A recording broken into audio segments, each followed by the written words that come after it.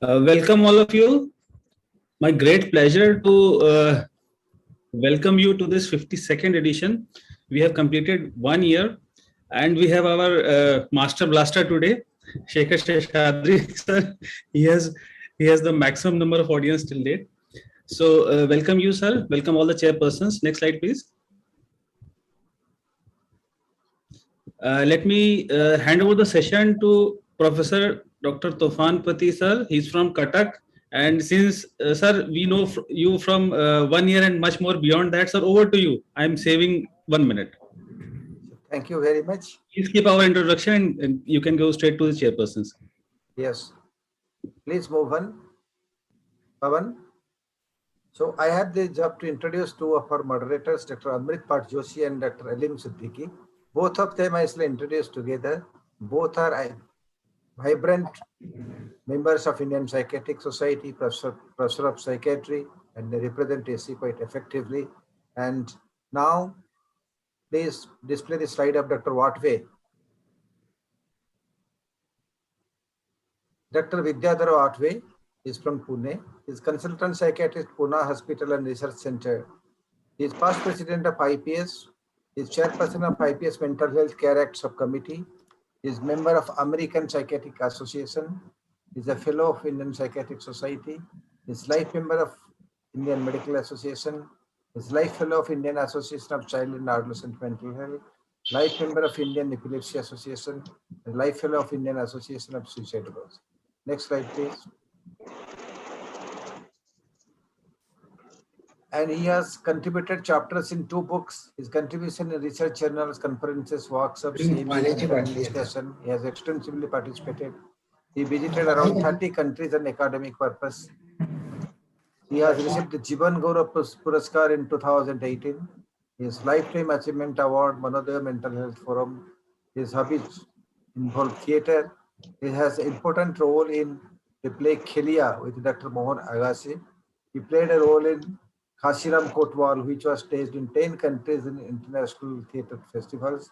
He played as a doctor in Marathi film Umbaracha. With this, I welcome Dr. Vidyadhar Watve, who had been the chairperson in the first amusing episode 1 year ago. Next one, please.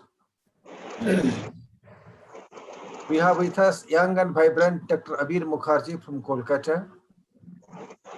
His current designation and affiliation, he is senior consultant psychiatrist in Medica Super Specialty Hospital. He is visiting consultant psychiatrist in Amri Group of Hospitals. He is involved actively in training and field clinical work with NGO organization Ishwar Sankalpa, caring for the homeless mentally ill. His area of interest involved developmental disorders in children and adults, rehabilitation psychiatry and neuropsychiatry. Major achievements: he is the treasurer of IPS HN at present. He is incumbent chairman of the Child Psychiatric Subspecialty Section of IPS. He is ex-EC committee member of IPS West Bengal State Branch. He is ex-convener of IPS Postgraduate Education Committee. He is ex-convener of IPS Ethics Committee. Around 40 publications and audits in international national journals. He is ex-examiner in preparatory MRC Psych courses in UK. He is regular panelist in TYESA. He is regular speaker in various semis at state, zone, and national levels. He is a member of the Royal College of Psychiatrists. He is life fellow of IPS, and he is a member of the West Bengal Medical Council. Welcome, Dr. Abir, and welcome, Dr. Watve. Now I hand over the meeting to the two chairpersons, Dr. Watve and Dr. Abir.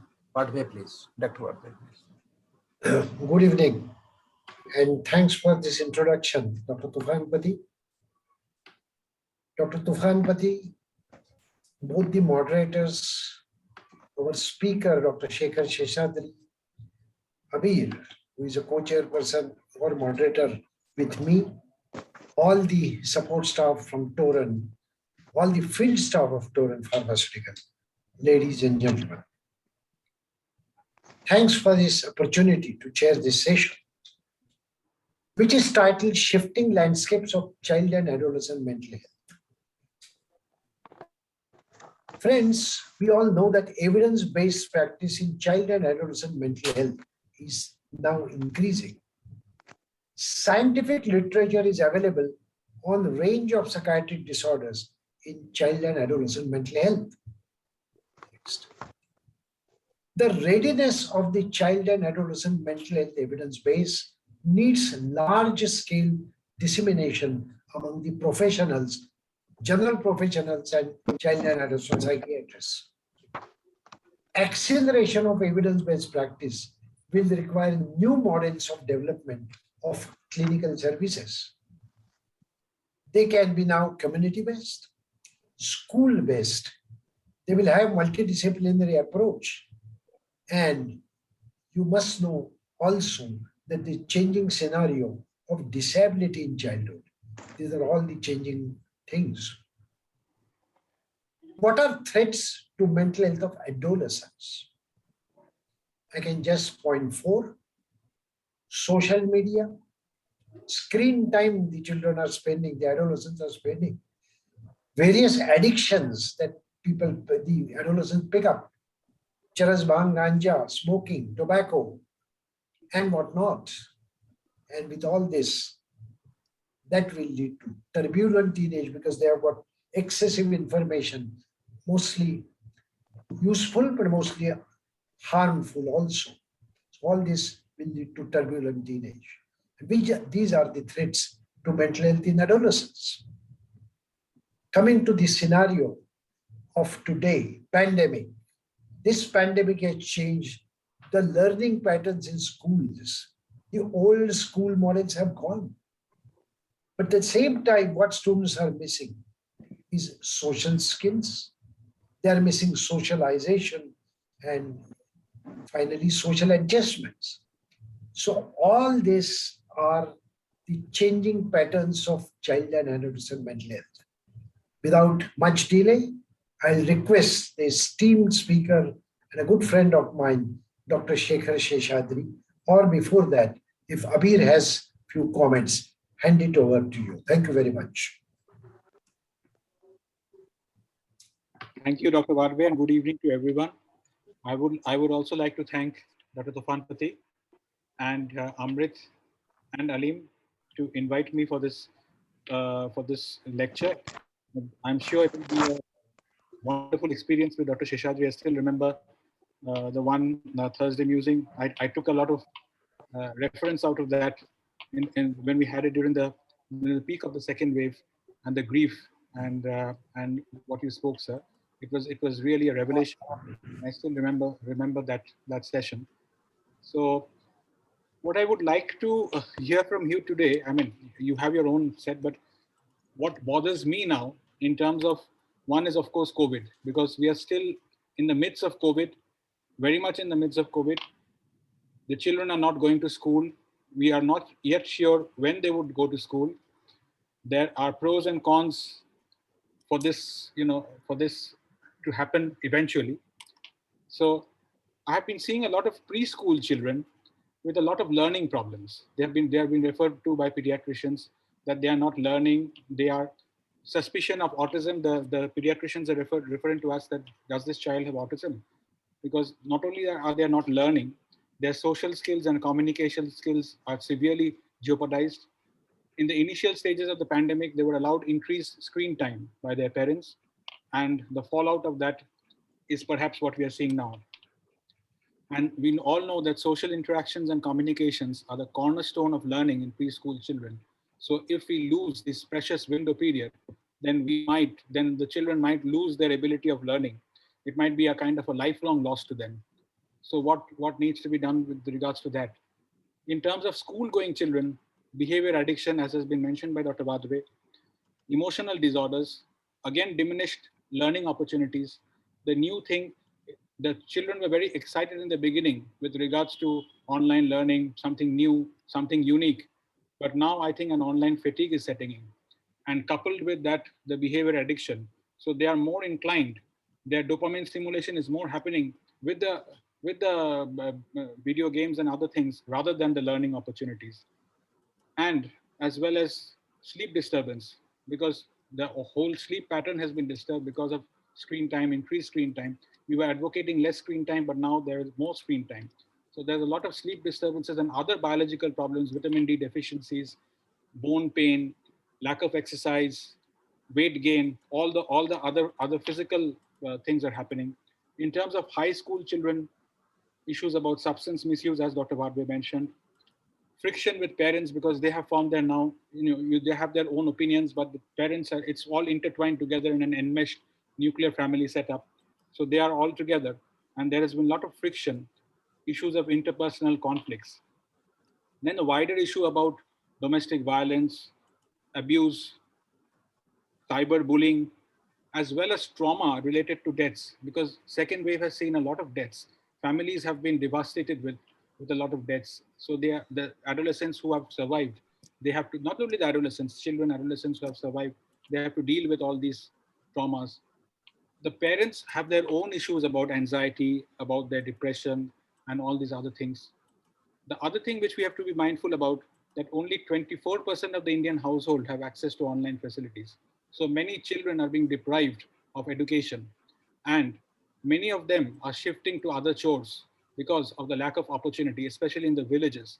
Because to bring them to school was itself a challenge. Now, since that connection has been lost, so now they're pursuing other chores. So this will have a long-term impact in terms of a lot of other things. With regards to non-COVID issues, there are few issues which I can think of. One is the issue about comorbidities. The comorbidities, I think, is an issue. Like we are not dealing with a single issue. Like there are age and developmentally adjusted diagnostic differentials which we have to deal with. The neurodevelopmental disorders category, now it includes ADHD and other things. The issues about abuse, bullying, laws related to abuse, assessment of capacity, competence, disability certification. These are all these are all new things which are happening. So we have to be abreast with all these developments. The changing paradigms of therapeutic alliance and empathic engagement, and also the use of medication. Last and not the least, we as mental health specialists, we have to also deal with the use of medication, because now children are developing early. We are seeing OCD at the age of 4 or 5. We are seeing other and those are not all managed through psychotherapy. So what about and most of the drugs are not licensed to be used in young children. So these are the issues which I can think about in terms of the shifting landscapes in child and adolescent psychiatry. So now I have the pleasure of introducing Dr. Sheshadri formally. Can I have the slide, please? So he needs no introduction. We are all very, very aware of his, whatever he has done. But still, as a formal introduction, Dr. Shekhar Sheshadri is a graduate of Maulana Azad Medical College, Delhi, and postgraduate in psychiatry from National Institute of Mental Health and Neurosciences, Bangalore. He is currently Senior Professor, Department of Child and Adolescent Psychiatry, and Associate Dean at the Department of Mental NIMHANS, Bangalore. Besides working with child and adolescent mental health, including developmental disabilities, he is actively involved in the areas of gender and sexualities, violence, trauma and abuse, children in difficult circumstances, juvenile justice, experiential methodologies, school programs, teacher training in life skills education, community and school mental health programs, forum theater, and qualitative research. And he is, you can contact him very easily, and he has a fund of knowledge. So it's always good to keep his contact details with us for future reference. So it's a great pleasure to invite Dr. Shekhar Sheshadri for his deliberation. Thank you.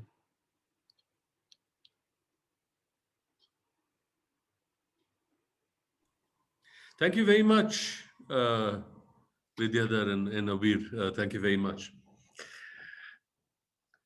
Of course, I'm going to go to slide share, but just a couple of things. Tufan asked me whether I want to update my CV, and I should have told him so that I actually am not associate dean anymore. I was dean for 2 months, and I was also director of NIMHANS for exactly 9 days. Which goes down in the history of NIMHANS as being the shortest stint that any person has done as the director of this institute. And I'm now back to being an ordinary senior professor in the Department of Child and Adolescent Psychiatry. 50 years and 2 days ago, something very special happened in the history of humanity. Neil Armstrong laid his foot on the moon. And we are here, Aleem, Tufan, and Amrit, in the 52nd and the anniversary session of Thursday Musings.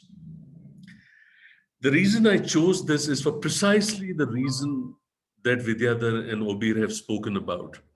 And I'll be taking on board many of the thoughts that they have expressed and sort of go beyond them to put to you a framework of the challenges that we face as far as child mental health is concerned.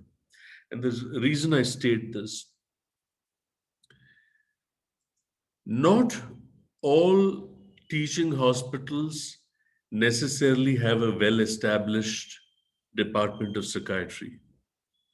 Not all well-established departments of child psychiatry run an MD program. Not all departments that run an MD program have a robust input as far as child mental health is concerned. Both Vidyadhar and Obir have referred to the pandemic. I will be referring to it, but in the passing, much has been said. It's important. I'm not taking away from its significance. COVID notwithstanding, my friends, child mental health is a ticking time bomb. Mark my words. Pandemics of the nature of COVID have a disproportionate impact on the more vulnerable populations. As recent as yesterday, the School Mental Health Task Force of the Indian Psychiatric Society had a meeting yesterday where we've spoken about the digital divide and the unequitable aspect of online education.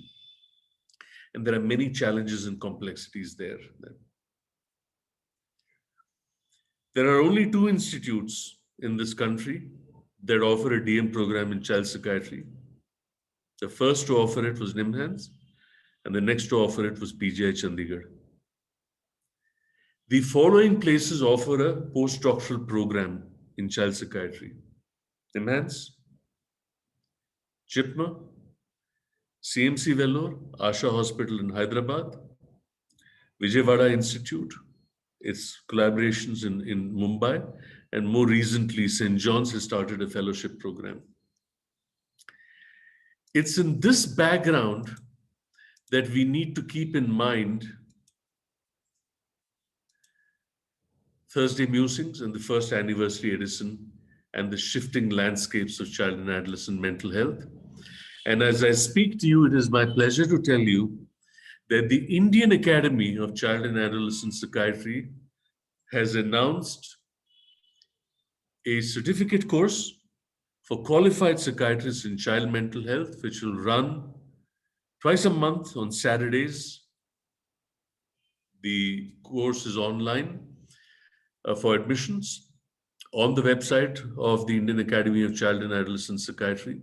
And I would encourage all of you to have a look at it and the course content and the way that the modules are defined and designed, so that we really look at how child mental health is actually being conceptualized. Friends, child mental health does not lie in textbooks of psychiatry, but out there in the community, in the streets, in homes and families, in childcare institutions, in schools, in books, in music, in theater.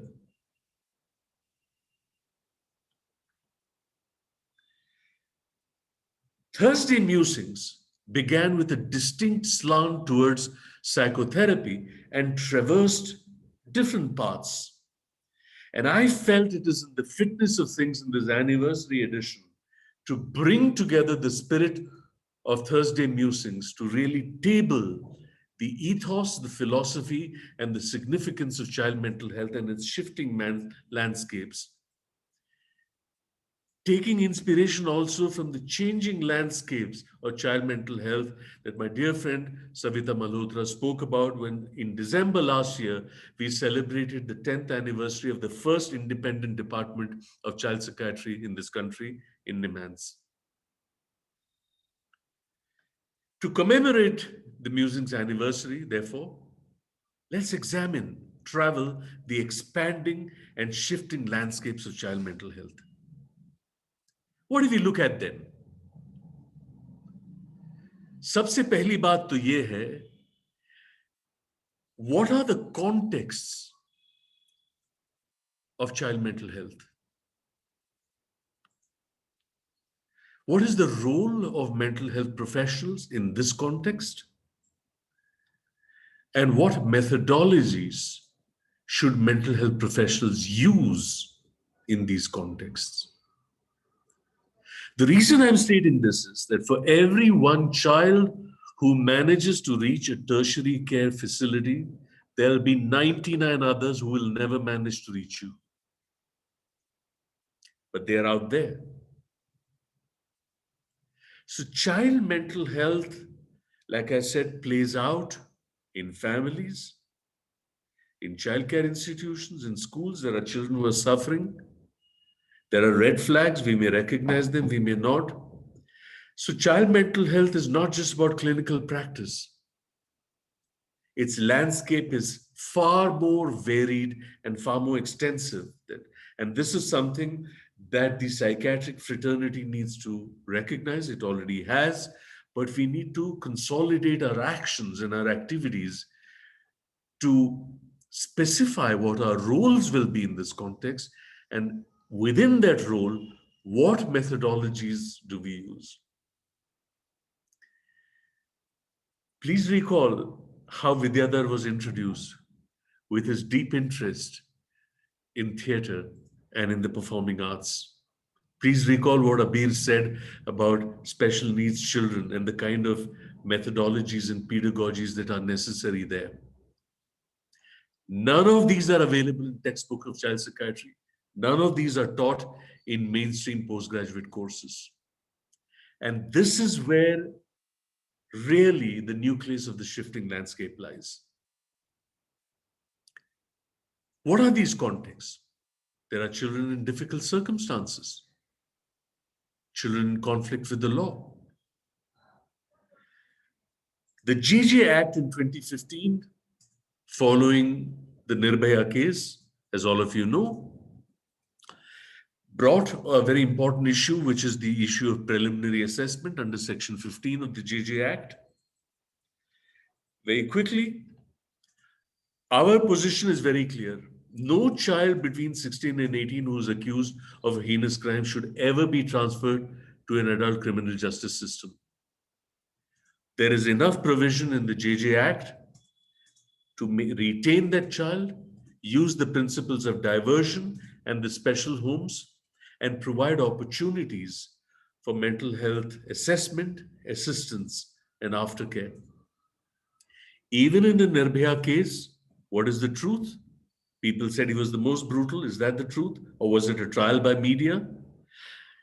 That he lived 80 kilometers away in Delhi with one mentally ill, untreated, dysfunctional parent. Is that the truth? That he was in school, had a learning issue, was punished by a teacher, dropped out of school. Is that the truth? That he shifted to Delhi, was initially cleaning tables and vessels in a roadside eatery. Is that the truth? That he was in regular contact with the family, sending money. Is that the truth? That he lost contact with the family, was befriended by these transport people, and 2 months before the incident, lost contact with the family. Is that the truth? The Juvenile Justice Act, my friends, has two components: children in care, in need of care and protection, and children in conflict with the law. My question to you is, where was the Juvenile Justice Act when this child was in need of care and protection? My submission to you is, every child in conflict with the law was and is a child in need of care and protection. More perverse, why was the JJ Act changed? It was changed, my friends, because a teacher hit a child. If that teacher had not hit the child, he would have never dropped out of school, shifted to Delhi, and the whole story would not have unfolded. This is the tragedy of this entire incident. Now, Section 15 in the preliminary assessment of the JJ Act for children in conflict with the law has 3 subsections. Does the child have the mental and physical capacity to commit the crime? Was the child aware of the consequences of the crime, and in what circumstances did the alleged offense take place? We have worked out in a large project that we are implementing now a methodology of how this is done. And this is what we mean by shifting landscapes. Mental health professionals need to know how these kind of assessments are done. And I will be taking the liberty to put on chat our links. And if you go to the link and you go to the section on interventions and scroll down to judiciary, you'll see the entire thing of how these assessments are done. And I'm stating this because if we do not do this in a systematic, consensus way, as we have done through field experience, people will be making whimsical and random preliminary assessments and doing injustice to children who are conflict with the law, who come from their own pathways of vulnerability. Children in conflict zones. Chhattisgarh ले लीजिए आप या north east में कश्मीर ले लीजिए. Now these are circumstances that we have an obligation as mental health professionals to address ourselves. What about individual experiences like child sexual abuse and the whole experiential context of trauma? Now look at trauma itself. Natural disasters, man-made disasters, COVID as an international health disaster, death and dying, terminal illness, attempted suicide and suicide, accidents, disfigurement, loss of limb, child trafficking, child sexual abuse, torture, family issues and family problems. What happened in the first wave was the preoccupation was with older people with comorbidities. What's happening in the second wave? Young people are dying, even those who are vaccinated, 45, 50-year-olds. And the whole narrative of the COVID orphan, children who have lost one or more parents, is coming to the fore.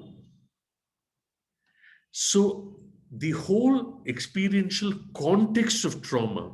So you see children in difficult circumstances itself and how many contexts it has.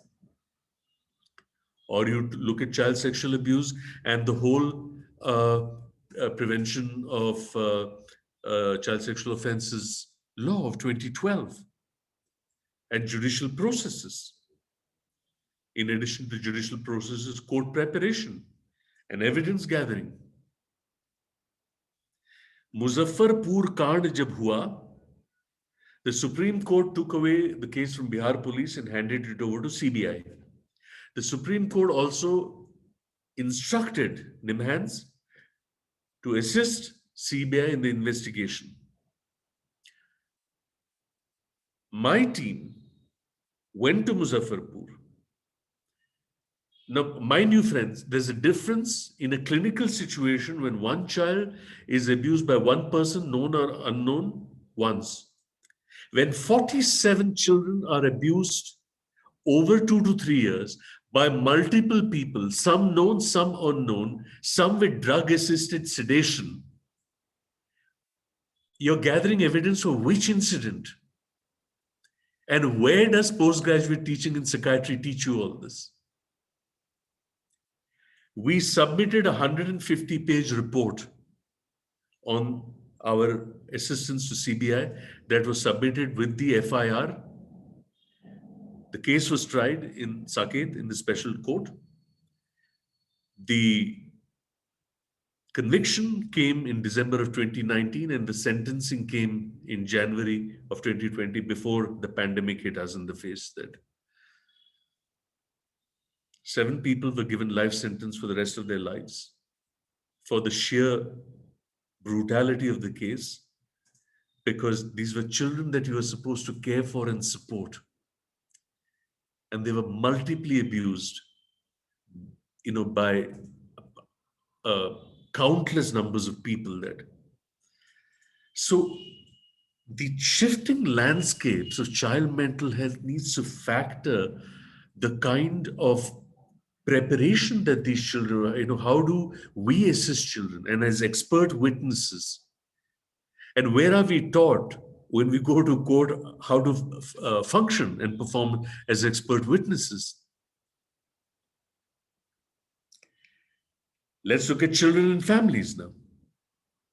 There's a whole lot of stuff that is going on parenting.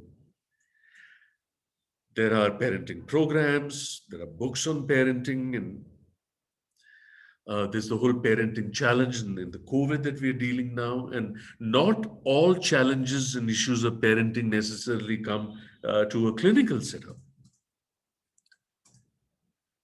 What about adoption?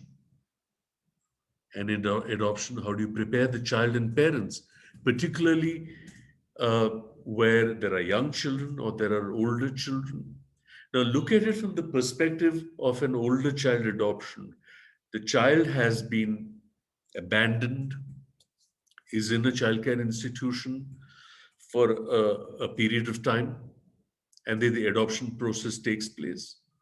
Now, look at it in terms of the experience of that child, used to living with other children at ground level mattresses, an Indian style of toilet, a certain level of food, and you're placing the child in an upmarket condominium with a Western toilet and different kinds of diet. How do you expect the child to be prepared for this kind of transformation? And this kind of shift for the child calls for the skills that a professional needs to have to prepare the child and the parents that, because you can't just pluck the child out of 2 to 3 years of habituation to an institution, to a new place. The child has transitional objects that the child has connected to: a blanket, a toy, a caregiver.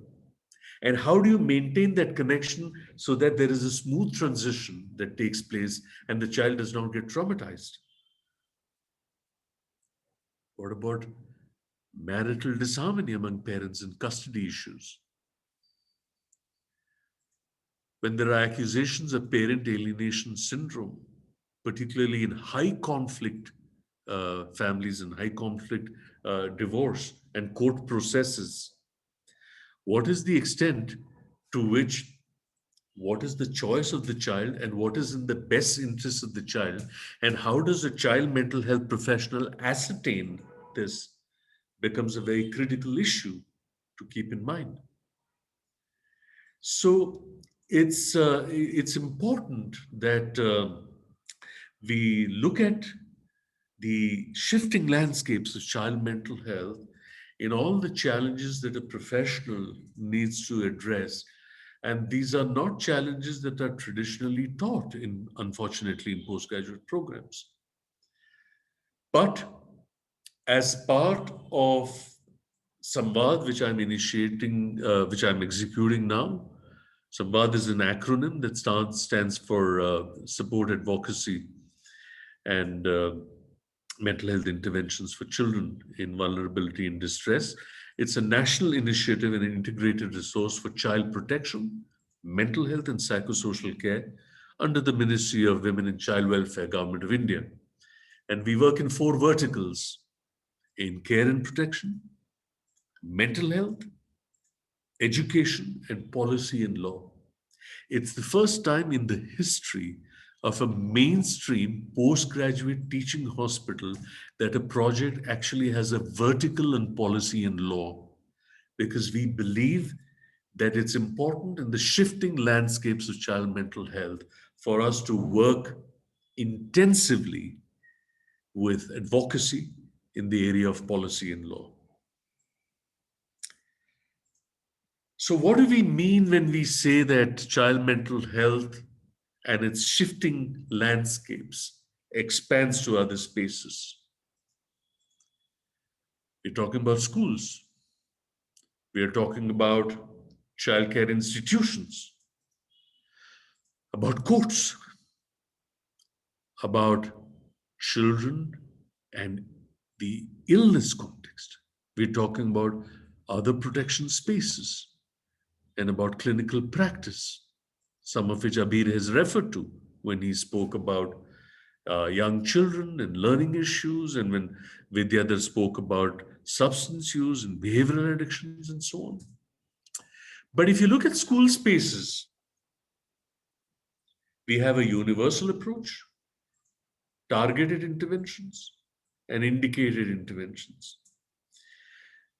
Now, in the program that I alluded to that we had yesterday with the specialty task force on school mental health of the Indian Psychiatric Society, there's a very interesting debate between Dr. Gada and Dr. Jayaranjan Ram on this whole online issue. And then there was a panel consisting of professionals and people from the area of school.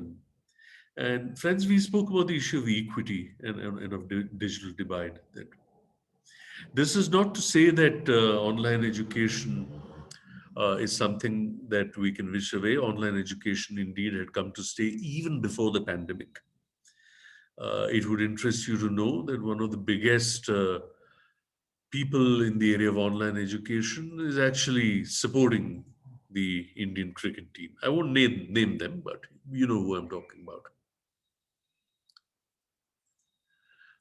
But as we look at the whole return to school in the context of COVID, there are safety protocols, there's the learning gap, and there's wellness and mental health. What universe are these children going back to school from? Have they lost a parent? Has there been domestic violence? Has there been abuse? And so the debate on online education is only one part of the issue. And my friend Jayaranjan Ram said that, if you look at this very interesting international study which is being done on return to school and education with UNICEF and Johns Hopkins, their partner is World Bank. And Jayaranjan said, how is World Bank interested in this? What is World Bank's role in shifting landscapes? Friends, this is an equity. It is a financial, and it is an incredibly important social issue that we are talking about then. So the kind of shifting landscapes even before COVID, in terms of really asking ourselves, where does mental health figure in the education sector? What is the importance of education, or what is the role of education? What is the purpose of education? Is it only numeracy and literacy, livelihood, career, and all that? And my submission to you is that the purpose of education is the development of an egalitarian personhood, the development of a socially responsive and responsible citizen, and the development of an identity that is imbued with aesthetic sensibility, personhood, and identity. So, how do schools repurpose themselves?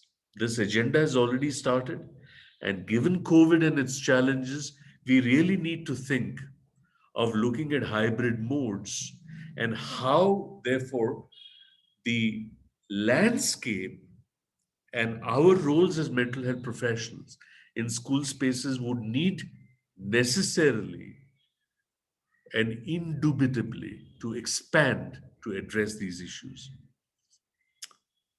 Then, of course, there are resource rooms within schools itself. What about children who have special needs? I think Abir mentioned this. Children with learning issues. And how is this going to work out to really bridge the learning gap? And how can we, as a fraternity, and I speak not just of psychiatrists, but of our significant psychologists and psychiatric social workers and psychiatric nurses and special educators, that we really form a network to look at how we can strengthen and use creative methods to really look at resource rooms. In childcare institutions, many of the children who come into childcare institutions come from positions of sexuality and gender vulnerabilities, or disability, or loss and grief, or they have runaway behaviors and conduct issues. One of the issues that has occurred, friends, in the context of the pandemic is this business of trafficking, both for child labor and for sex work. Because trafficking actually addresses the whole problem of the financial status of the family. It's one less mouth to feed. Trafficking is a very dislocating experience. It does not conform to conventional models of trauma. And indeed, the extent to which the shifting landscapes needs to internalize not only trauma-informed care, but healing-centered engagement. The perversity of trafficking of a girl child for sex work, and the kid is rescued after 8 months, 14 years old, has seen 500, 600, 800 men with their pants down. The trafficking industry's knowledge of medicine is so extensive that they give these kids hormone tablets that ensure that the girls do not menstruate, so that there is no loss of income for 4 days or 5 days a month. Now, what happens when these kind of medicines are taken over for an extensive period of time? What does it do to health, and what does it do to mental health? Because these are hormones. And then the whole raid, rescue, repatriation, reintegration, rehabilitation, redressal paradigm. What about reclamation of personhood and reclamation of affirmative sexuality? So the kid is in an institution having meltdowns, and you're saying, you've been rescued, isn't it? As though she should be grateful that she's been rescued there, not understanding what the trafficking process does there. So the nuances and complexities of these kind of child mental health issues in our shifting landscapes, that in conventional clinical practice, whether in teaching institutions or in private practice, that this is not the kind of landscape that one conventionally experiences. And the reason I'm stating this, to really look at this anniversary edition of Thursday Musings, is to appeal to all of you, my friends, that the power of Thursday Musings was to really look at what healing means as a central philosophy and ideology of mental health practice. And somewhere in our evidence-based practice, and in all the biological research that is going on, and I'm not belittling or minimizing its importance. I deeply respect it, but I'm saying somewhere the traditional practice, which was the foundation of what even an institution like NIMHANS was based on. If you look at, Govindaswamy and Murthy Rao and what they stood for, somewhere we have suffered a loss of that ideology and philosophy.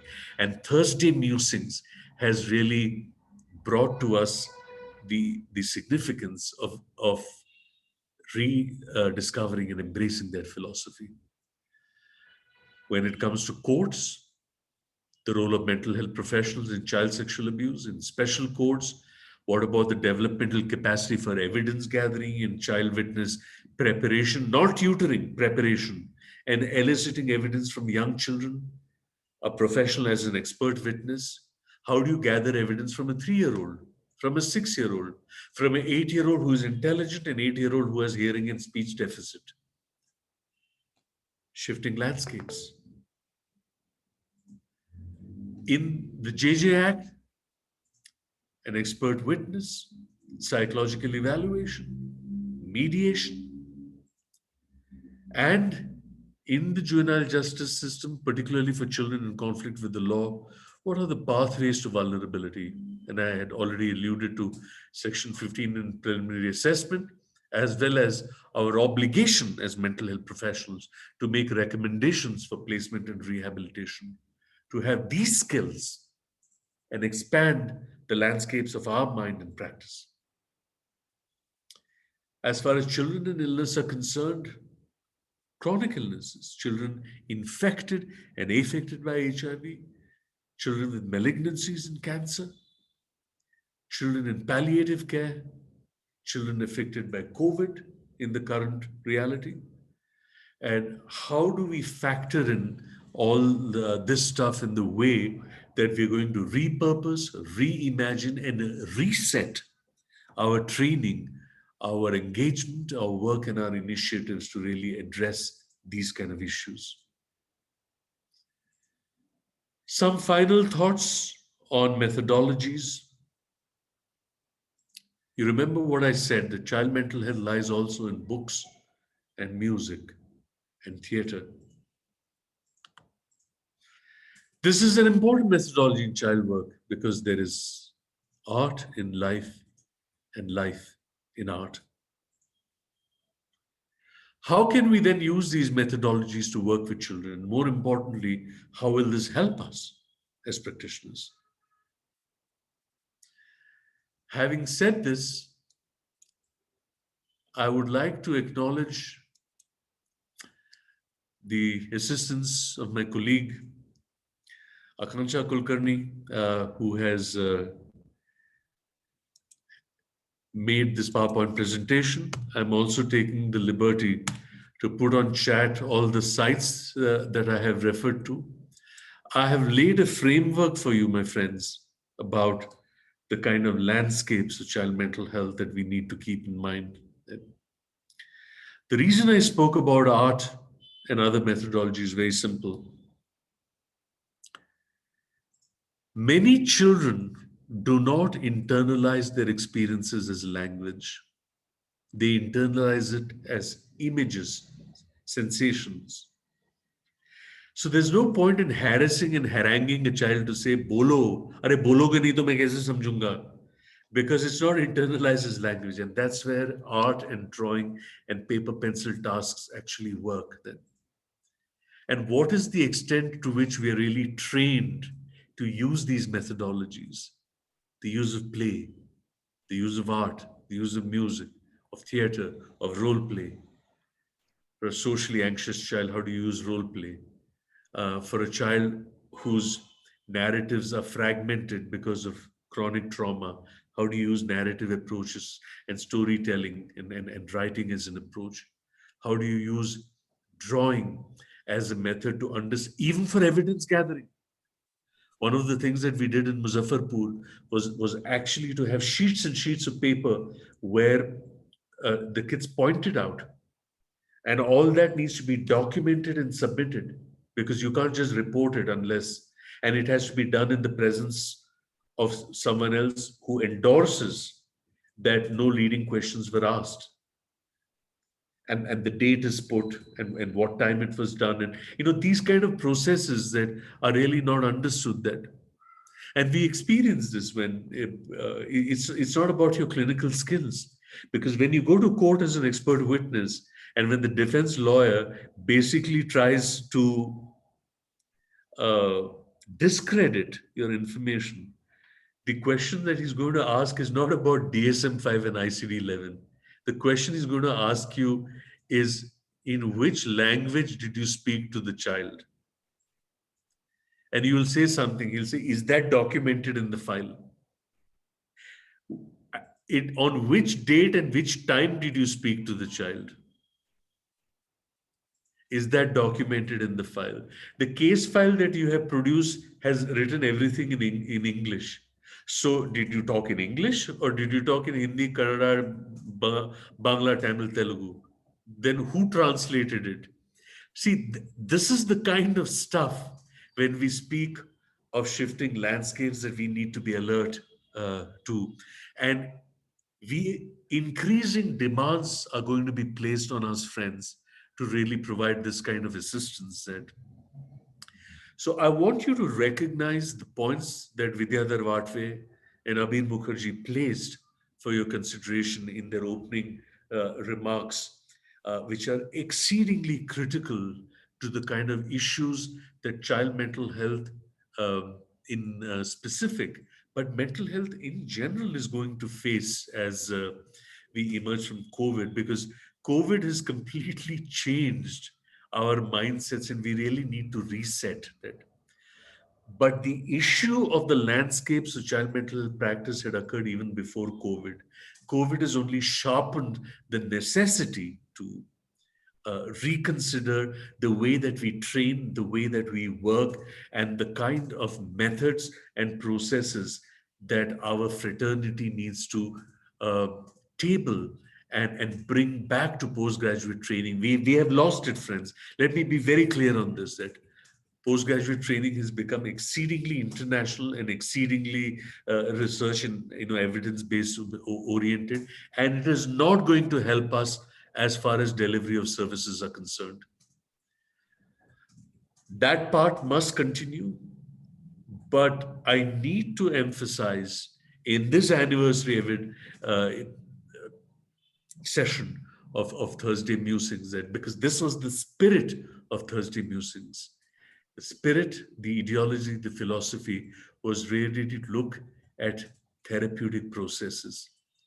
Even if you have to tell a family who has a child with disability and you've investigated the child and you found out that the child has some novel mutation, how do you convey that to a family that comes from a modest Mufasal town in order for them to understand what this novel mutation actually means? It needs communication.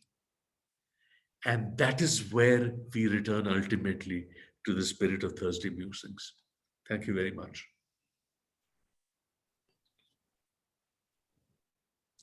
Thank you so much, sir. Over to chairpersons for their opening remarks.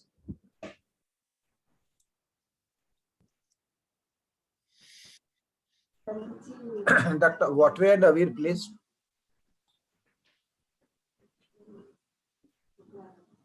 Abid sir, you are, yeah. Yeah, so I can't see where Dr. Vatve is, so I'll make a start. Thank you very much once again. It's so much to take from your lecture. There is this, but it's.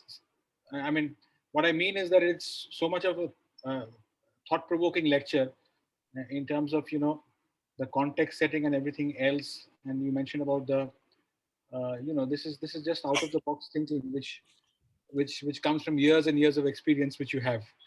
So I think there has been questions from in the box with regards to the resources available with regards to both as in terms of expert evidence and in terms of the training, how it can be modified. So if you can just give us a gist of about how the higher training has been sort of how incorporates all these these shifting landscapes in terms of, say for example, the DM courses which happens in NIMHANS and PGI. So it would be a good kind of knowledge for us as well with regards to how it is designed to include these areas of shifting landscapes. Well, the courses, Abir, are designed to look at public child mental health issues. But, again, between intent, content, and actual practice, um, there is a kind of gap. And what we are trying to do as part of Samvad is that we are engaging in extensive training, and we are actually working now with we are actually now working in 28 states. And with the district mental health program, I mean, Amrit and Tofan would be interested to know that Orissa is one of the states where we've done intensive work with the district mental health because it has been it was one of the first and the most receptive states to, and of course we've gone on to complete other states as well, so that they are also equipped to kind of do the assessments that are required, that the number of child mental health professionals are not enough to meet the needs that we have in the country. And what we're going to be doing now, in fact, Samvad is celebrating, we've completed a year in operation now, and it's been an extraordinary 1 year. And we are now going to be launching our work through the district administration and the panchayat system, that both through elected representatives, because child protection, mental health, and psychosocial care expands there as well. And partly what the Indian Association of Child and Adolescent Mental Health is also doing as part of the certificate course. There are 4 modules. One is a module on child development and so on, then on internalizing disorders, anxiety, trauma, then externalizing disorders, ADHD, children, and the whole section on therapies, interventions, community work, working with systems and so on. That this is because there was a need in an average MD training anywhere in the country. Where is this kind of input given? That and we seriously and sincerely felt the need that this should start. So there are all these initiatives taking place. Uh, the ICAM initiative is going to work with qualified psychiatrists, whereas Samvad works with non-specialist service providers as well, because we want to build a larger body of people who are working in the area for a diverse set of skills to be available, and specialists as well. So we are working with not just with district mental health programs, but with tertiary care institutions as well. In fact, we did a very intensive program with the Gujarat Institute of Mental Health, which is a tertiary care institution.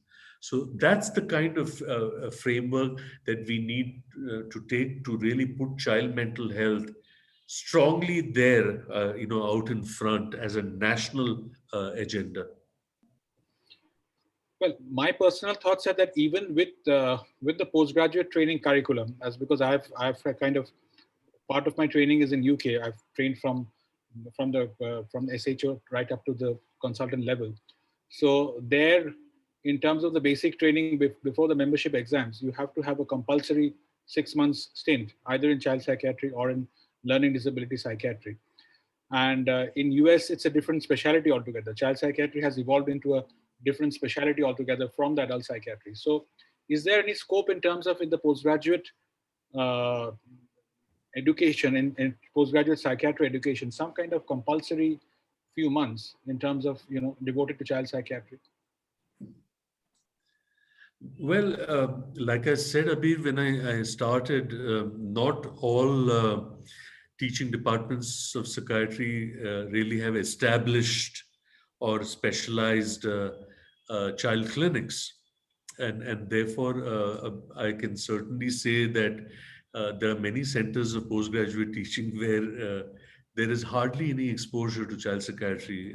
And that's the reason why in a given year, we have people coming anywhere between 2 weeks to 3 months from at least 80 centers to train with us, because that's the only exposure that they get. I've also see, Abir, that what also happens where there are inputs is they tend to be very clinical, and there is no problem with that. Of course there should be exposure to your ADHD and childhood onset OCD and conduct disorder and social anxiety and all of that. But when you look at contextual issues, I see, for example, in chat that many people have put issues pertaining to adoption. I see, for example, that There are 4 questions. there are many questions pertaining to. Can I ask you those questions, sir? I've assimilated them. Please do. Adoption. Yes. So actually, there are 3 or 4 questions on adoption. Number 1 is, I have a question for adopted children: how to resolve their conflict regarding 1, abandonment by biological parents; to conflict about accepting foster parents when the child is informed about her adoption, assuming that she was adopted in early childhood. Next is if the child is adopted, parents have to share with the child what age and at what age the child should know that he or she has been adopted, if he has been adopted. And how can we disclose adoption to a child who was adopted around 6 months back? So how to, what are the psychological issues and when to disclose to the child that he or she has been adopted, sir? Well, Amrit, the issue is very simple. As far as disclosure of adoption is concerned, this is internationally followed. The earlier you disclose, the better. Disclosure is recommended, and the earlier you do it, the better. Disclosure is not a one-off phenomena. कि आओ बैठो, तुमसे एक बात करना है, सुनो, तुम्हें adopt किया गया था. Thank you very much. It's not like that. It's a process that spreads over a couple of days, couple of weeks, and then you build it. And this is the reason why I've taken the liberty. Both Nimhan's Child Project.in, and we have an upgraded version, Nimhan's Child Protect.in. When you go to the section on training and you go down to the 0 to 6, you'll find a lot of our materials on adoption. We in fact have a set of illustrated stories which are called the Mimi stories, which you can use for older children, and a set of stories and a set of guidelines for adoptee parents of the kind of principles that they follow. All these have been done after many months of field experience and working directly with adoptive parents. They have not been written sitting in the confines of an office. These are works that are built on field experience. So I would recommend all those people who've spoken about adoption to really go. The websites are the same. The Nimhan Child Protect.in is an upgraded version of the website. So just go to training, look at the 0 to 6, scroll down and go to adoption. You'll see a lot of simple material because this website is intended for universal use. It is public access, free domain, because as Amrit knows, we do not believe in copyright, we believe in copyleft. Please use it, adapt it, send it to your networks. It is intended for use, and so much on adoption.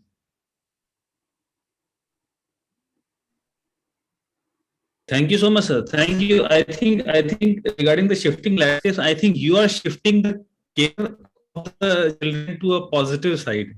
I think you are responsible for this, Sheshadri sir.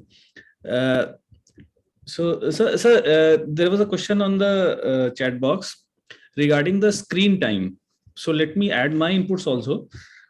Suppose the online school is going on, 5-6 hours is there, and then what is the appropriate screen time? How should a parent approach? Many parents come asking, sir, he's been all the day on the phone. So what is your take on this? Well, let me put it this way, that the American Association of Pediatrics, Indian Academy of Pediatrics, the Indian Association of Child and Adolescent Mental Health have all put out guidelines and directives as far as screen time is concerned. Now, screen time is an overarching term. It means the smartphone, it means television, it means the laptop, it means games and other gaming devices and so on. Very simply stated, for preschoolers under the age of 6, it is recommended that the total amount of screen time should be about an hour to an hour and a half, and that too not continuously, but in 15 to 20 minute sessions and interspersed with 6 to 9, 10, maybe 2 to 3 hours. And as you grow older, again, not continuously. The issue is not a prescription about the time. The issue is a family plan. What kind of a model or a message does a family set about the kind of screen time that they themselves use? And, is there an agreement? Is there a family plan about how a day will be organized? So much for online education. So the point is not to wish away screen time. That's not the point. But if a 16-year-old is 14 hours, on gaming, tending towards behavioral addiction, and if you have a family plan and you have a routine to say, so much on family chores, so much on us doing, we time together, so much on extended contact with the family, so much on your hobbies and recreation, and then so much on online education, and then it comes down to 8 hours or 10 hours, and the family may complain, अब भी 8 घंटे बैठा हुआ है, लेकिन जहां 14 घंटे से 8 घंटे कम हुआ है, it's an improvement. So there are all these kind of recommendations that one needs to keep in mind. The most important thing is a family plan. But there's one more important issue that I want to state here, which is regarding preschoolers. There is a difference between processed experience and unprocessed experience. If a kid is sitting in front of the screen, and those are merely images, they have no meaning, it's just an experience. And that experience is not information, and that information is not knowledge unless you process it to say, कि, अरे वो देखो, glass se pani pee raha hai, अरे वो देखो वो गिर गया. That so you're processing it and converting it into. So one of the things about pandemic coming back again to the point that Abir made in his opening comments is I think that the mental health fraternity needs to seriously think. See, a 1-month-old child, a 6-month-old child, even before COVID, would more or less be at home. With adolescents and their frustrations, that's a different predicament. But for these 3, 4, 5, 6-year-olds, what has the pandemic done in terms of an entire generation of childhood and its impact on the anthropology of child development? What's going to happen to these children 5 years, 10 years from now? And this is something, friends, that we have to seriously think about. And this is what we need to research. That's the response I have, Aline, to the issue that has been put. Absolutely, sir. Absolutely. What I was saying, children having some symptoms mimicking the autism spectrum. So the people are referring such patients to us. And in one of the case, it was before this COVID pandemic, when the screen time, when the phone was taken, the small child was on many hours on the phone because the parents were busy, both were working. When the phone was taken away, human contact was normalized. So the speech and this eye contact, all the things recovered by itself. Right. Amrit. Sir, there's a very interesting question, and then it's also in my mind. That's why I took up this question. Sir, can you speak about the frequent cases of mutually initiated sexual intimacy at a far earlier age of 11 to maybe 15 years in children, where they are brought to a mental health professional by parents due to that? We see a lot of children coming to us, or due to emotional devastation following a breakup. So they also asked about managing effects of exposure to porn at a very early age. A lot of our kids are being exposed to porn at a very, very early age. So how to go about, how to manage this, what to talk to the parents, how to talk to the kids? Yeah. See, again, I would like to respond to this in terms of the premise of my presentation, which is about shifting landscapes. Let's talk about sexuality. Now, with our own medical education, and I see that my teacher Mohan Isaac has put a very relevant comment here, saying that the training of psychiatrists in India needs to be seriously reviewed and radically reformed, responding to the real mental health needs of our country. So I'm connecting to this as well, and then referring it to sexuality. Look at your own MBBS training, look at your own postgraduate training in psychiatry. Where were sensitive, effective, empathic inquiry and communication about sexuality ever taught? Now, what I'm finding is even where research is concerned, where we submit protocols to look at the whole adolescent sexual consent issue, both girls who run away consenting or the whole consent coercion dynamic and ambiguity, and you submit a protocol because this is important to know. How do adolescents make sexual decisions? Because it's a public health issue. And the moment you submit it, the moment an ethics committee reads the word sex or sexuality, they have hundreds of questions. If you do not research on areas like this, how is our work even going to progress then? So the point is, we do not have a culture of conversations with our children. So whether a child has chanced by porn or whether a child has experienced abuse, if there is a discursive and open, a disclosive and a communicative relationship, it makes it easy to process. And the child feels reassured that I can go to Papa with anything, and I won't be shut up, or I won't be told, where the hell did you pick up this stuff from? What kind of stuff? Show me your mobile phone. I'm going to check what kind of stuff you're surfing. Rather than saying, come sit down, let's talk about it then. So the kid feels comfortable in.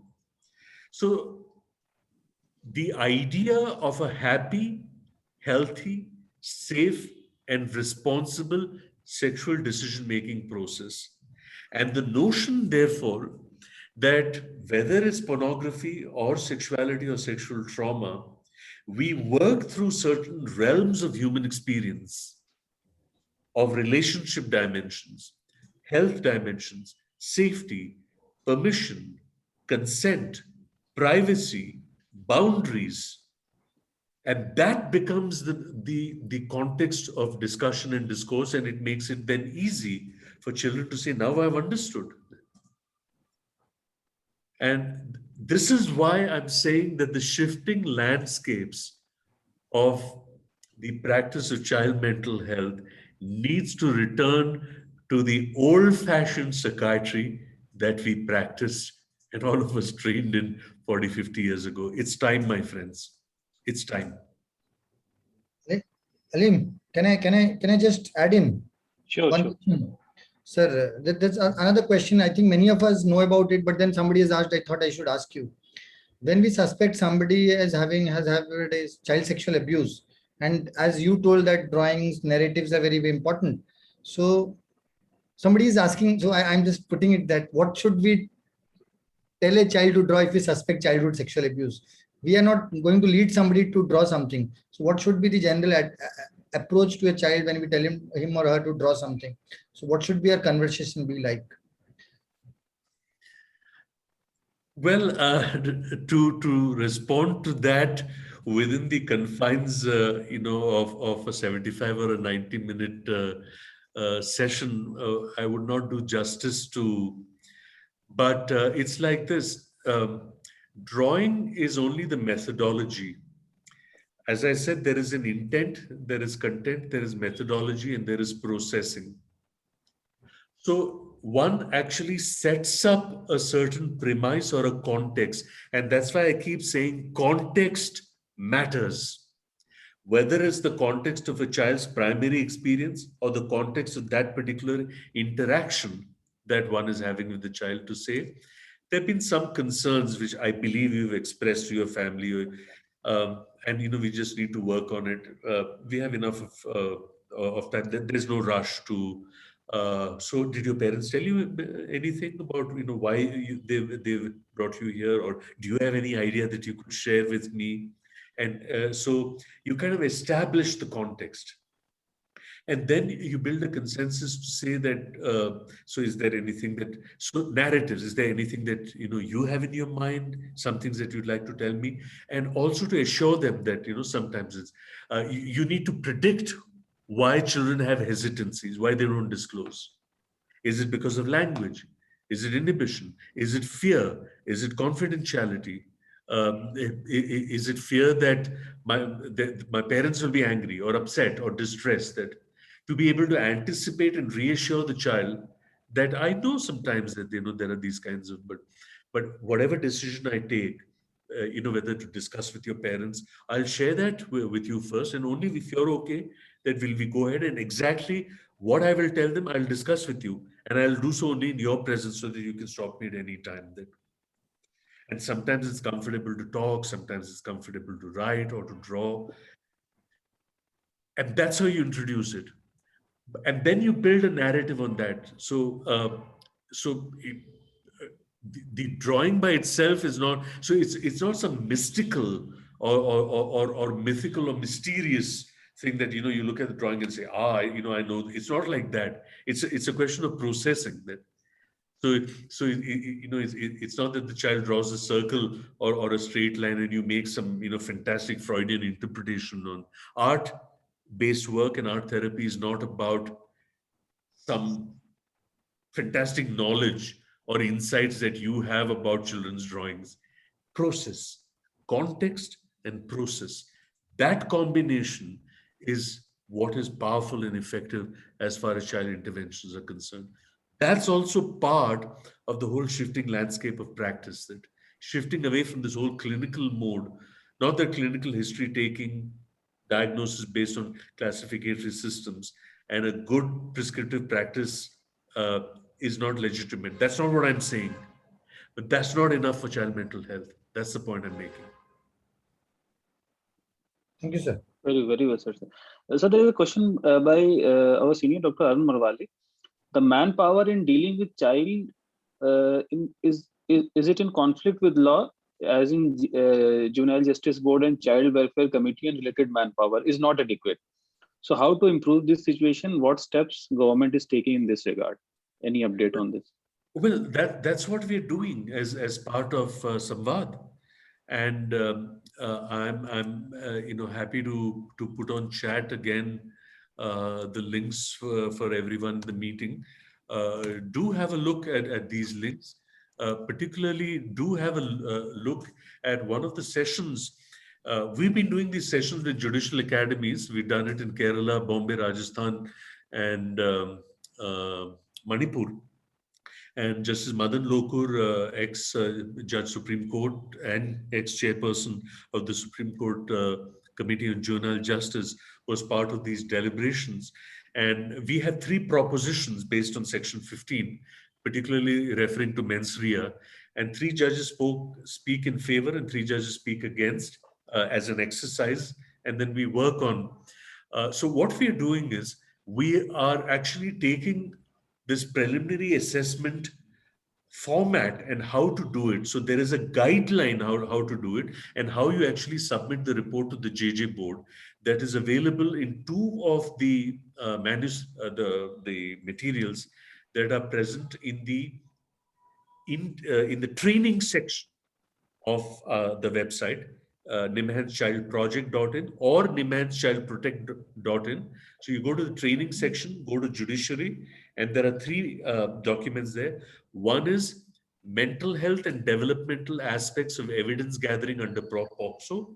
And there are 2 manuals on children in conflict with the law on exactly how preliminary assessment is done, looking at the kind of vulnerabilities that these children come from and how you produce a report that holds on to the principles of reformative, rehabilitative, and restorative justice versus retributive justice. Over Thank to you so much, sir. Yeah.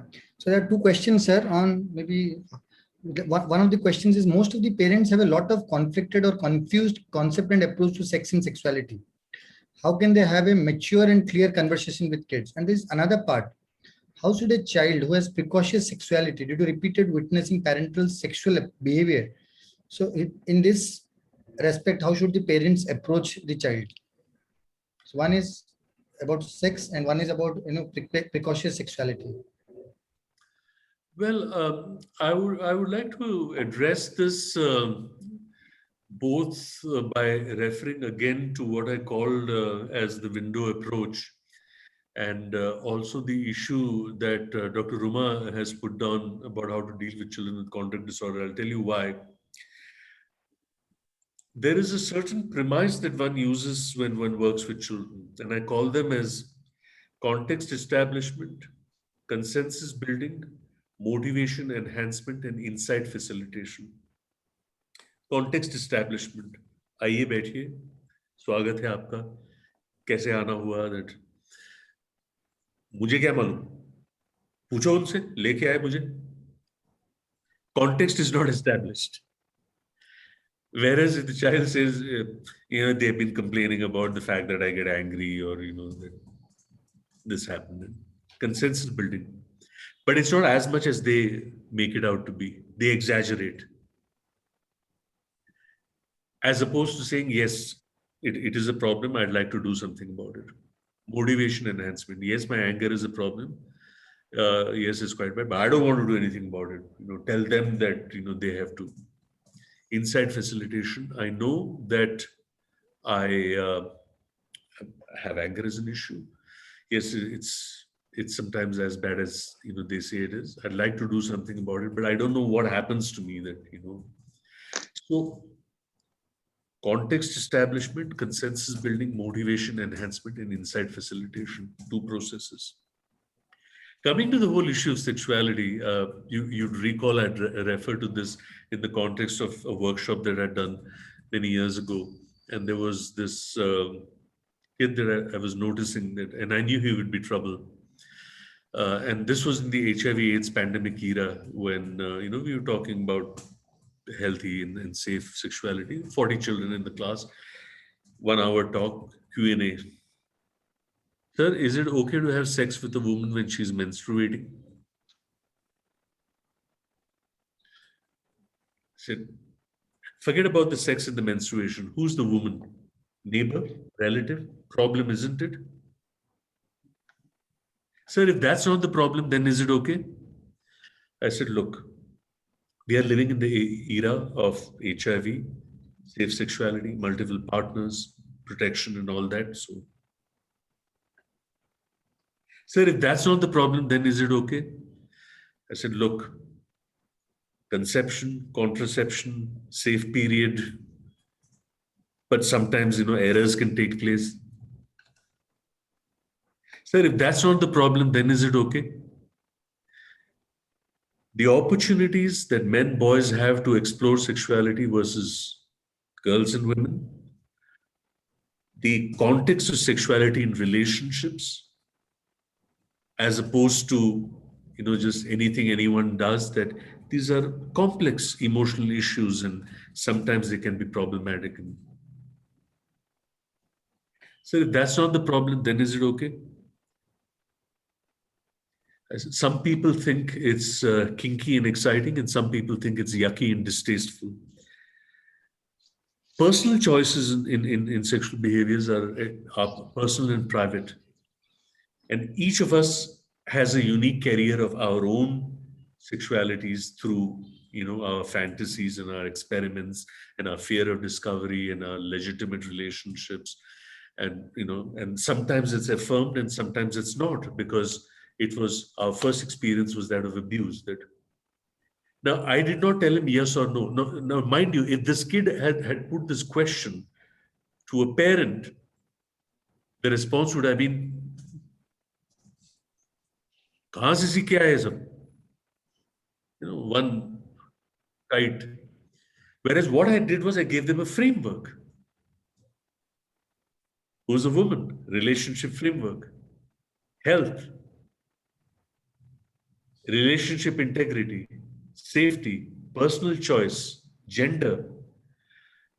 So that's the way that one really addresses issues of this nature. And this is what I mean, again, by shifting landscapes. And unless we are informed and enlightened, about the aspects of human consciousness and various aspects of behavioral choices, particularly in complex contexts like relationships and sexuality and risk behaviors. That's the kind of stuff that I'm talking about as something that our fraternity really needs to address and table. I'm saying this particularly as we uh, approach 3 minutes to 9:30, again to remind you all that in this anniversary edition of Thursday Musings, the 52nd, 50 years and 2 days after Neil Armstrong put his foot on the moon. I hope he did. I hope it was not a hoax. I'm presuming he did. But Thursday Musings is certainly not a hoax. It is there, uh, available as tangible evidence for all of us to rededicate ourselves to the people that we wish to serve and rededicate ourselves to the basic ideology and philosophy around which the whole speciality of psychiatry was based. Thank you so much, sir. Thank you. So there is a question in the chat box. So you said about regarding the context and processing of the stimulus given and then interpreting the child's mental state. What the question in the chat box is regarding the projective tests. So what is their role? What is their reliability and how they have evolved over a period of time, their use? You would have noticed that by and large, uh, projective tests and the kind of interests that we all had in it in the late 60s, 70s, and the early 80s, and it's fairly died down in terms of manualized CBT interventions and standardized tools of assessment with good Cronbach's alpha. Uh, so that's where I see as the loss that the landscape of our practice has taken. But we still use it. I mean, we may not use child Rorschach or child apperception tests or draw a person, but perhaps we use draw a person or RCPT, which is the controlled projective technique of drawing and narrativization.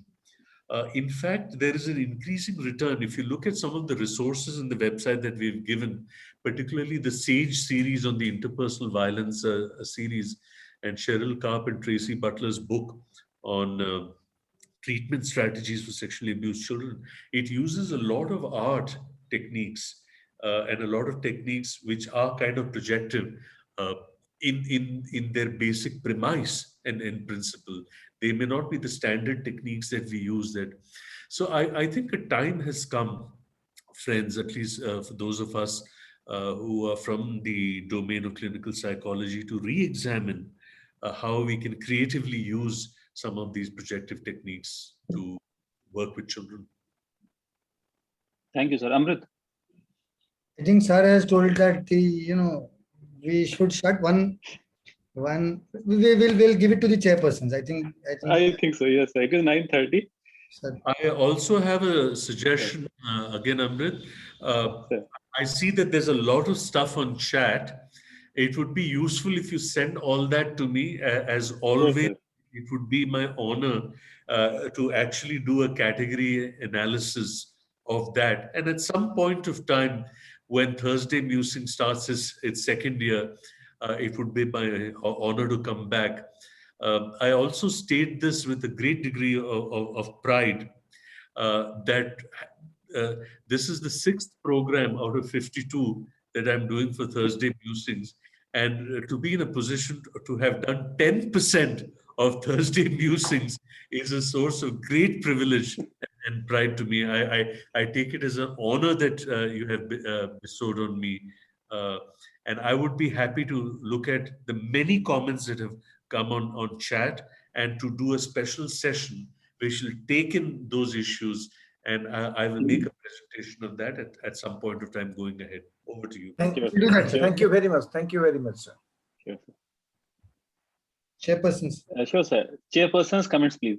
Dr. Wadhwe, actually, I Sure. started it off, so I would request. Yeah, Dr. yeah. Vatve sir is here. Yes, sir, Sir, please. sir. Thank you. Shekhar, I'm absolutely stunned. I have no words to express how much impressed I am. I was not particularly interested in child and adolescent psychiatry, but now I have redeveloped the interest. Number two, I can't but help mention Mental Health Care Act of 2017. We know IPS is fighting for that. And this particular point that child and adolescent mental health is completely ignored in this Mental Health Care Act of 17, so is military psychiatry. So after today's deliberations, today's what I have heard, I'm going to discuss along with Brigadier MSVK Raju with our lawyer in Bombay, Advocate Rajesh Shirke. And these points may be brought to the notice of Honorable Court when we do arguments on this. This is the biggest gain that I have today. And thank you very much, Shekhar, again. Thanks, Abir, for co-chairing this session. Thanks, both the moderators. And thank you very much, Tufan. Thanks again for honoring me and asking me to chair the session. Thank you very much and have a very good night. Thank you. Abirda. Yeah, again, thank you very much. And it's an honor to be present in the anniversary sort of session. Thanks, Dr. Tufan Pati and Amrit and Alim for inviting me. Yes, as Dr. Seshadri mentioned, that there are plenty of issues which have come in the chat box. I think one other interesting point was about this whole issue about assent and consent, and that brings to the old concept of Gillick's competence and how, but those are issues which are again, sort of, it will invite a lot of discussion, so we don't have time really, but if that can be taken as a note for future discussions. And it has been really, it's always a learning experience with Dr. Sadri. I mean, not only in Thursday Musings, he came for our KPC annual program as well, if he remembers, and we had a fantastic time. And Of course. yes, and of course you're singing at the end of all of it. So that has become part of our program. So we are having the annual program this Sunday as well. So if you get time, you can join in. So, but thank you very much for today, and I hand over to Dr. Tufan Pati and Amrit and Alim. Tufan sir, for the concluding remarks. Sir, life skills spec, somebody has asked to give a talk on life skills. Yeah. We will discuss it later on. Tufan sir. I am really overwhelmed as expected and as usual by Dr. Seshadri's talk. And I'm thankful that he has offered for another session. And I'm sure another session will also be there after another session. I want to take the privilege of Dr. Mohan Isaac and Dr. Mohandas being here for their just short comments. Dr. Mohan Isaac, please.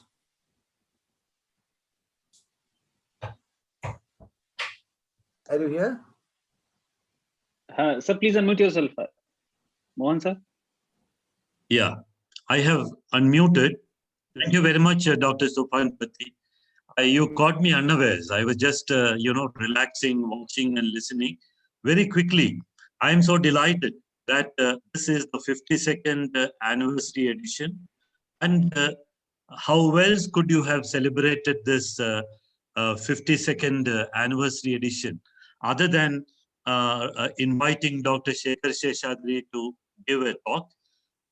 He said that about a tenth of these talks, 6, he said, that itself is a testimony to, the kind of topics that he covers, the excellent manner in which he covers, the large number of people who wait for his sessions on Thursday Musings. So my compliments to Dr. Sheshadri for raising very, very, very thought-provoking comments.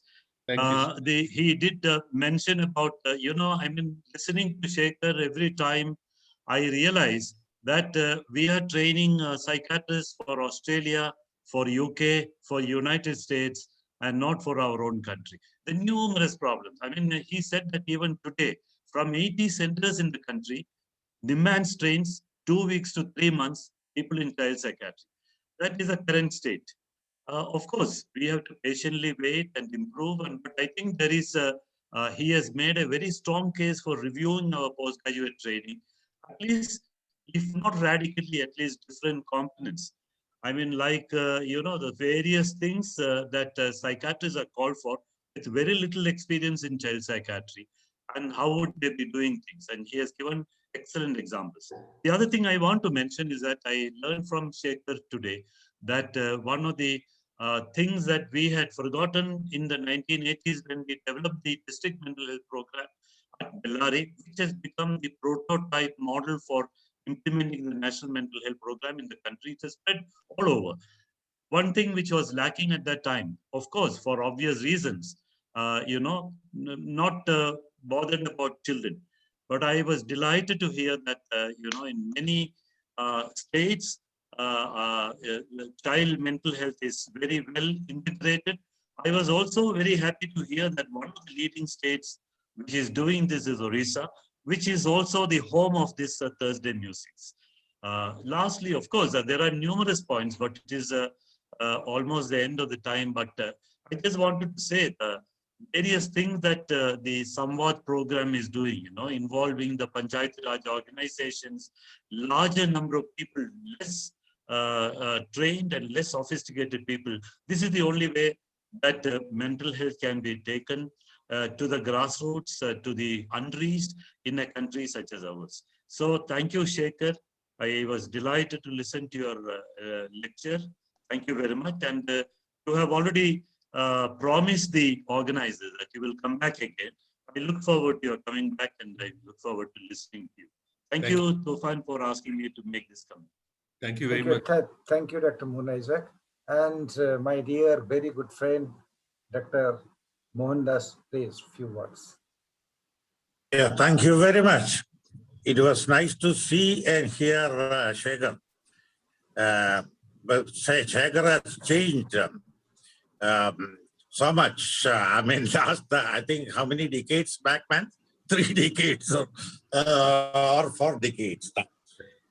Anyway, it was very philosophical. And anyway, on this platform, you cannot be theatrical with your usual, what do you call, musical touches.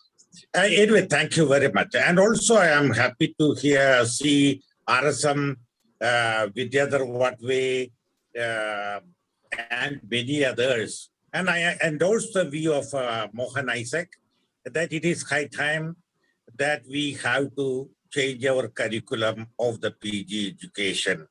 We are really repeating the stale, the good old-fashioned thing we have to refine.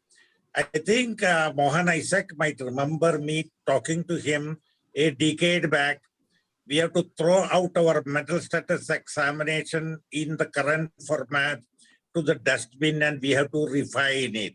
And even the history taking, we have to reform it. I think Mohan Isaac might be remembering. And anyway, thank you very much. I'm very happy during this COVID scenario. I could see many people in the frame, and especially Shekhar.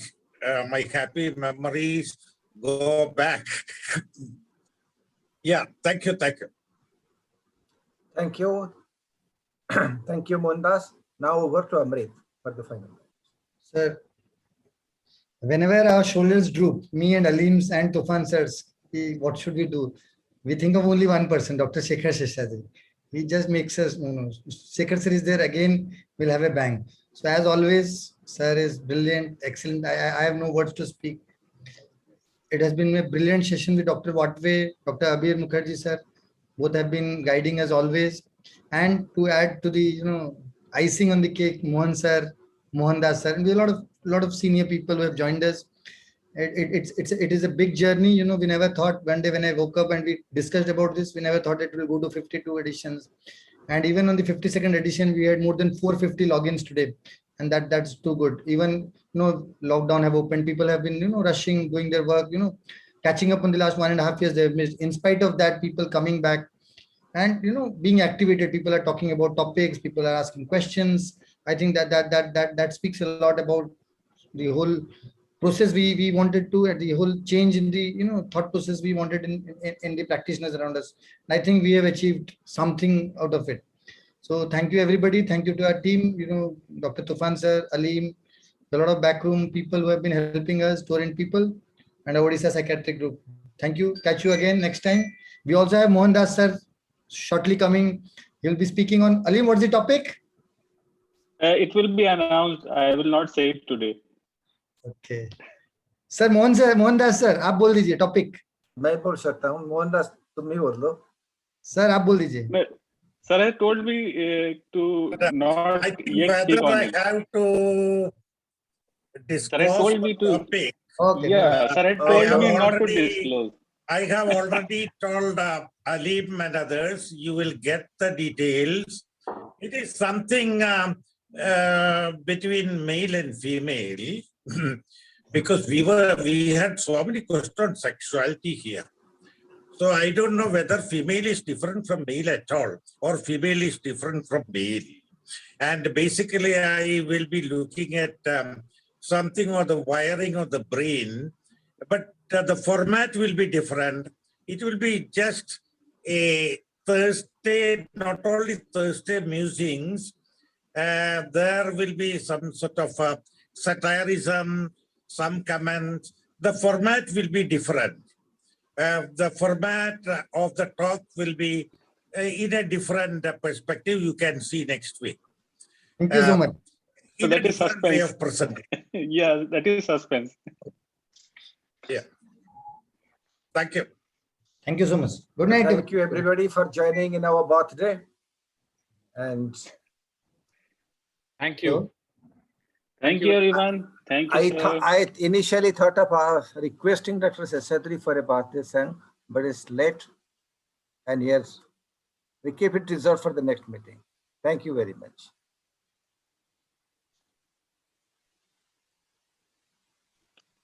Thank you, sir. Thank you, everyone. Sir, with your permission, can we close the meeting now? बिल्कुल Yes, ji. yes. Or Seshadri, sir, do you have time for a birthday song? If you have. हम भी अगर बच्चे होते नाम हमारा होता गबलू शबलू खाने को मिलते लड्डू और दुनिया कहती हैप्पी बर्थडे टू यू बार बार ये दिन आए बार बार ये दिन छाए तू जिए हजारों साल ये मेरी है आरज़ू happy birthday to you happy birthday to you Happy birthday to Thursday Musings. Happy birthday to you. Thank you so much, sir. Thank you. Happy Thank birthday. you, sir. Thank you very much, sir.